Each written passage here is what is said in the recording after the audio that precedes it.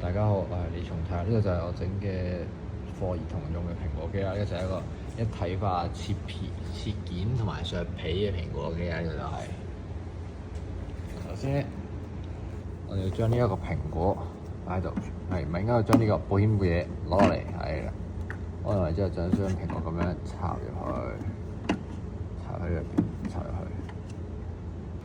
好，蘋果插入去之後咧，咁呢個位咧跟翻去指示咁樣轉動咧，咁呢個蘋果咧就咁樣轉動，而交去削到皮啦。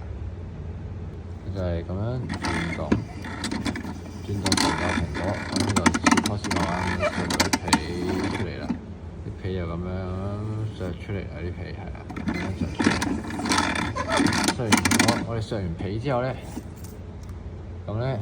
呢個皮開始攞完出嚟之後，我哋就可以跟翻呢個指示啦，係啦。嗱，用咗手柄削咗皮之後咧，就要將呢個蘋果呢個位向下推啦。向下推咧，我哋可以將呢一個有十字啊嘛，十字擺喺呢個中間位，係啦，咁樣拍落去。拍咗落去之後咧，就咁樣啲嘢撳落去，呢個蘋果咧就會跌落呢個刀片度。咁刀片咧就切件呢件就擺喺度，就咁攞出嚟啦，係啦。咁咧，慢慢向下推咗落去啦，係啦。向下推完之後咧，呢啲蘋果咧就慢慢咁樣上，最近變咗切件啦，切成咗啱啱好8塊。咁啲小朋友咧就係咁樣攞出嚟，即係就擺口度咁樣食咗佢啦，係啦。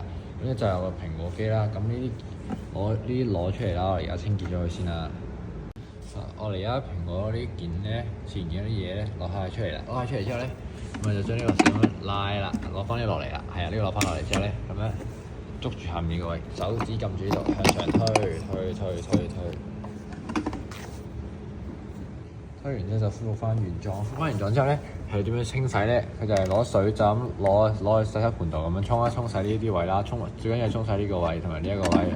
沖洗完之後咧，我就可以啱啱好攞呢個保護套保護翻佢啦，塞翻落去。咁就搞掂啦！呢個蘋果肌就完成晒成個步驟啦。